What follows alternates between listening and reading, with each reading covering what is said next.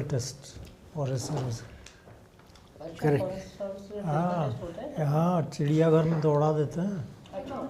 Yes, please. Geetika, come in. Sit down.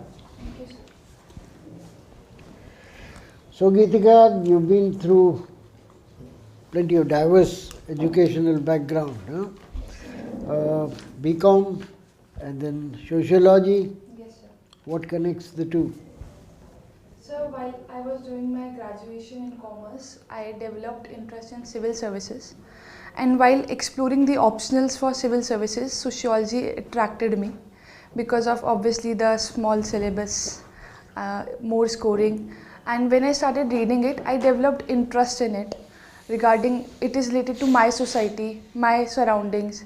And being a feminist, I developed how women's rights are being exploited, etc. Then I decided to do my master's also in sociology. Mm-hmm. Yes, sir. The question was, what connects commerce to sociology? It was not, I was not asking you for the rationale of you So sorry, taking sir, sociology. for the wrong answer. Yeah. So the connection is in the commerce we explore all the finances, accounting, the economics behind all the phenomena. And sir, in sociology also, commerce and economics takes a huge role. For example, from a sociological sense, when we study about poverty, we don't only see how much the percentage of poverty is, which economics see and commerce see. We see how the poor feel, why poverty is there, what are the structural reasons behind it. So this is called interdisciplinarity, which we combine different subjects and study things. Yeah. Now, socio-economic conditions wise, Yes, sir. how do you assess the dispersal of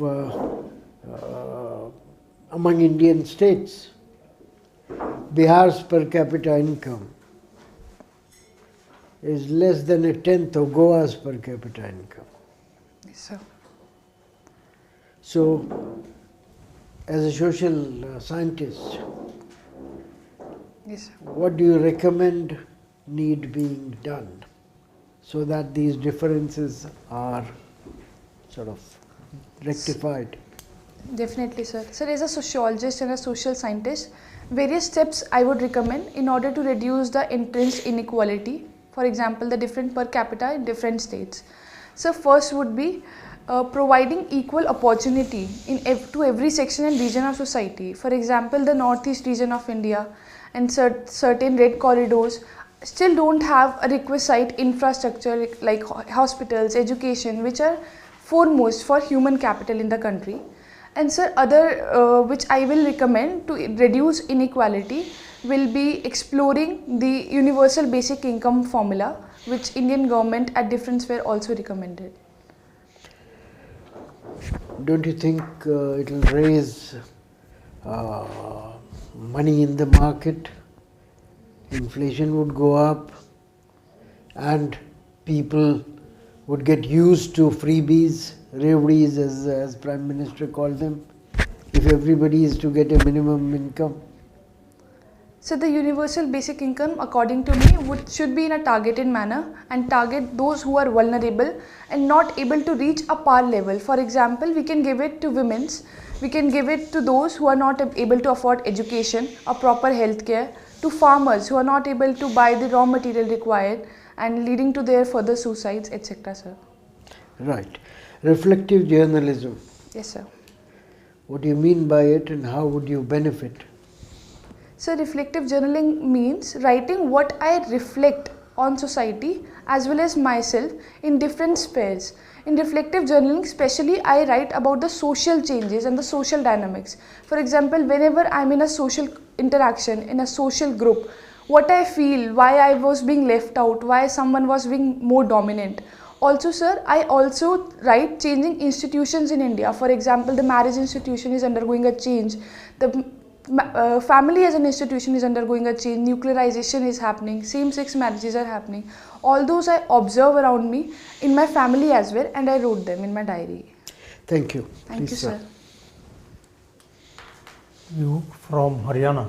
Yes, sir.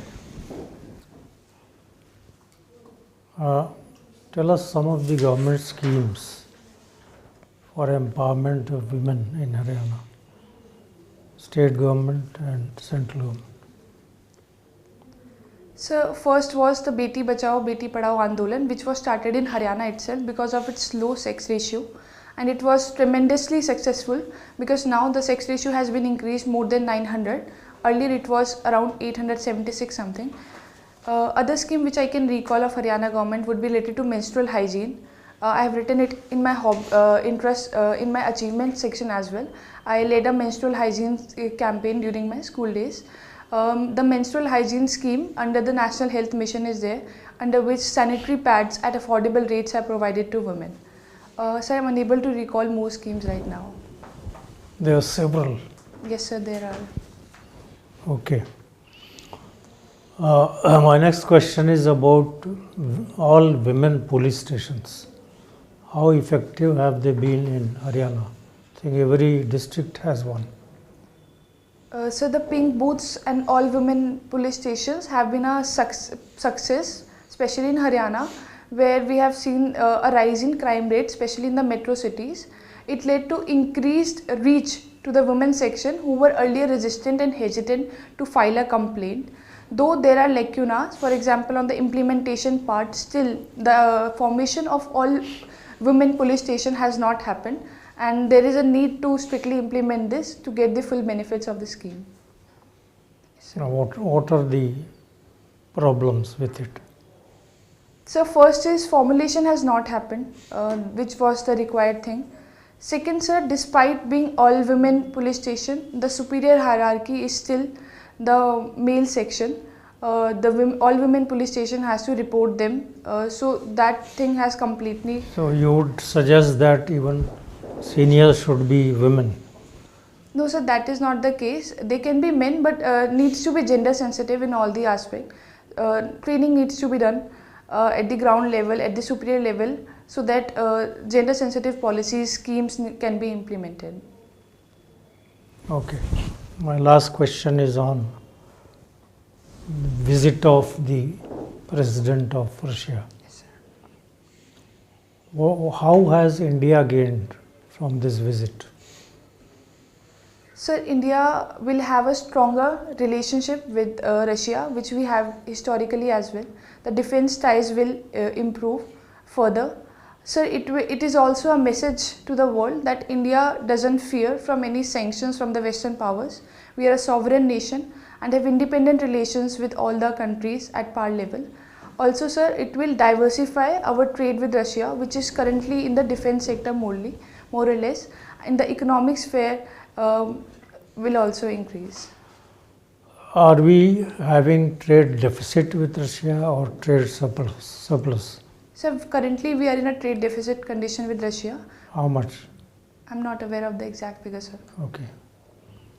Why is the deficit so high? It's more than $60 billion. Why is it so high? So there is too much dependency for the defense sector, for the crude oil sector from Russia, leading to high deficit level. Yes, okay.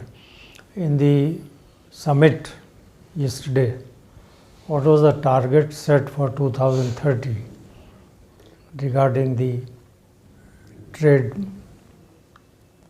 Sorry, sir, I have to read concretely on it. Okay, thank you. Thank you, sir. Thank you. You are from commerce background, then you offered sociology as a paper.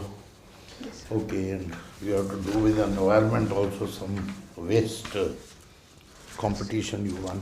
Yes. Okay, so what is the difference between a figure we call, or banks, CAR and CARAR? So CAR I'm aware of, it is capital adequacy ratio. That's right. I'm not aware of the full form of CARAR right now. In capital adequacy ratio, the banks keeps a reserve in order to mitigate any future risk associated with repayment of loans and other operations. CARAR is the, when you give it the weights, Okay. capital to risky assets okay. ratio. Yes, okay? sir. That's Yes, sir. That is adequacy, how much you have to keep, but it has to be with respect to risky assets. Okay, sir. It's default. Okay, good. Okay, now, what was the outcome of COP 30. What is COP 30? So, COP 30 is a high-level meeting under UNFCCC. It holds every year since What does COP stand for? I have to recall it, Simple, sir. Conference of Parties. Okay, yes. carry Yes, on. sir. You were telling something? Sir, COP 30 happened in Belém, Brazil. The outcomes include having a dedicated fund to mitigate the climate changes happening, and every countries have to give their updated NDCs. And That decision was taken so many COPs back. COP Yes. 26 it was taken. yes, sir. But hardly anybody is giving the money. But even bigger failure, and on which, there were two sides. What was that? About fossil fuels. So one wants to completely abandon the use of fossil Very fuel, good. and one wants to still use it, but in a limited manner. Yeah, adapt countries it. like India, there should be slowly transition. Slow transition, Good, good. yes, sir.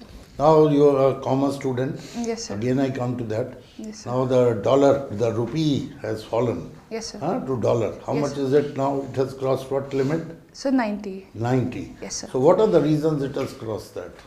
So several reasons are there behind it. Yeah. First would be the increased outflow of the foreign portfolio investment from India into Western nations because of the US Very good. Trump's policy. What else? Sir, the second reason would be rising imports of silver, gold, and because of the increase in demand.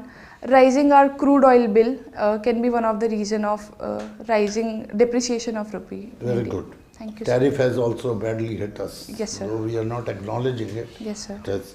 Okay. Now your last question is that security forces have got major successes in the Naxal area, Yes, sir. right?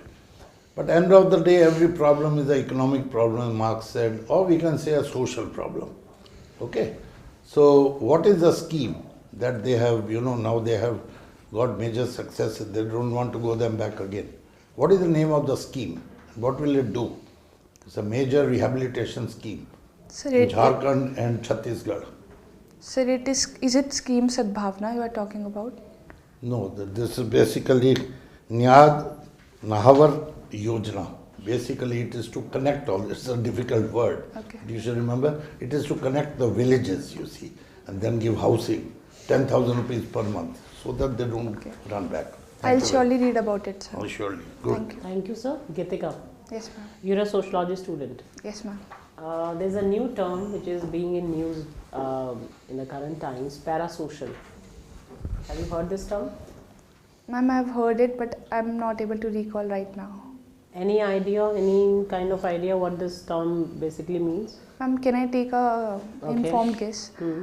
Ma'am, maybe it means being in the social media sphere more of the time and less in the physical world. I'm not sure, ma'am. So we are like 20% near to the term, but not exactly. Anyways, do read about it. Yes, ma'am, I will. Now, you mentioned social media, right?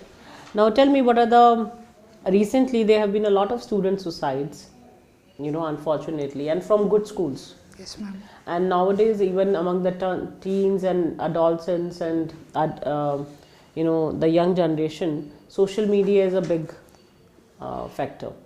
Now, what is the social media role in causing distress among children? What are the causes? Ma'am, first cause which I can see, which is the major one, include the online bullying, especially of young children who are not able to take it, and take it is a very personal thing, and because their growth, mental growth, cognitive development is still happening. Other reason for this increase in social media backlash includes the addiction. Some reports even said that it's like a drug which is difficult to take away. There are a couple of countries which have enforced social media ban Yes, for ma'am. children under 16. Yes, ma'am. Are you also in favor of that? Ma'am, Australia did it recently, banning of social media for under 16. I'm still reading on this topic, and I would say it's a bit extreme step to alrightly ban the social media. Parental regulation that are existing in India can be enforced in a systematic manner. Isn't parental regulation existing in Australia? It was there, but still the government of Australia decided to ban it because it was having huge impact on No, the that's what I'm psychology. asking. That should we go ahead? Tell me why. What is your decision and why? What are the reasons behind it? Ma'am, India still needs to do more data study and see if this ban, alrightly a blanket ban is required or not. Okay. Now you earlier mentioned about menstrual hygiene. Yes, ma'am. What is your opinion about menstrual leaves? Ma'am, in my opinion, menstrual leaves should be a right for every woman and needs to be granted. But I hope what is the current female labor participation rate in India? If I'm not wrong, it's around 30%. I'm not sure about it. Okay. So you imagine that already there is a lot of resistance and inertia for taking women employees. Now if you give menstrual leaves for small businesses, Yes, ma'am. it is going to be again a very big Yes, no. ma'am. Yes, ma'am. So isn't that the case? You want to reconsider your opinion or you will still go with that? Ma'am, I will still go with that. It is right that employers will resist to employ women if menstrual leaves are granted. They will think it will be a loss to the company, to the profits. But ma'am, from a sociological angle, what I can see is uninformed consents need to be taken, behavioral change needs to be done at the ground level, and menstrual hygiene sensitivity needs to be there, in which not only the girls, even boys since school time, since childhood, needs to be informed. No, you are digressing now, Geetika. My question to you was very specific about menstrual leaves. Do read about it, right? Now, my last question to you. Recently, just yesterday, a private member bill was introduced regarding work-life balance. Are you aware? I have not read about it. Okay, what is your opinion about it? Do you think like other countries like France, Portugal, should we have a dedicated after-day task? No employer can. There is no obligation on the part of employer to respond to employer messages. In a country like India, what is your opinion? Ma'am, I firmly believe in the concept of work-life balance. It is the foremost important thing to keep one in a sanity mode. The work-life balance will ensure a productive work environment rather than having 12 to 13 hours of work per day. It only going. But we are a growing economy. We are a developing economy. We cannot have the luxuries of a developed world. Yes, so, ma'am. as Mr. Narayan Murthy has said, Yes, that ma'am. we are not having that luxury with us. So Sure. in order to be into that bracket, we have to work very hard, isn't it? Surely, ma'am, but I would like to say it should be the choice of the employee. If the person is capable enough, based on his physical and mental requirements, to do extra work more than 8 hours, then it should be a good to Do you go. think anybody will opt for it if given a choice? Ma'am, if you ask me, I will opt for work-life balance more because I believe in my mental and physical health are more important than. But as an administrator, as a DC, the services which you are aspiring to join, there may be certain days where you will be working non-stop 14 to 15 hours. Ma'am, if the required case is like that, I will surely do that. It is mostly the case in the field. Yes, ma'am. I'll obviously go for it if it is required in the field. But if we are talking about the corporate world, where already a lot of toxicity. So you are having a different standards anyways. Do think about it. Thank you. Yes, sir. Thank you, ma'am. Geetika, your interview is over. Thank you, sir. Just step out for a couple of minutes and then Sure, we'll sir. call you Sure. for Thank you. debriefing. Thank you, sir. Thank you, ma'am. Thank you. When is your interview? 10th of December. Okay.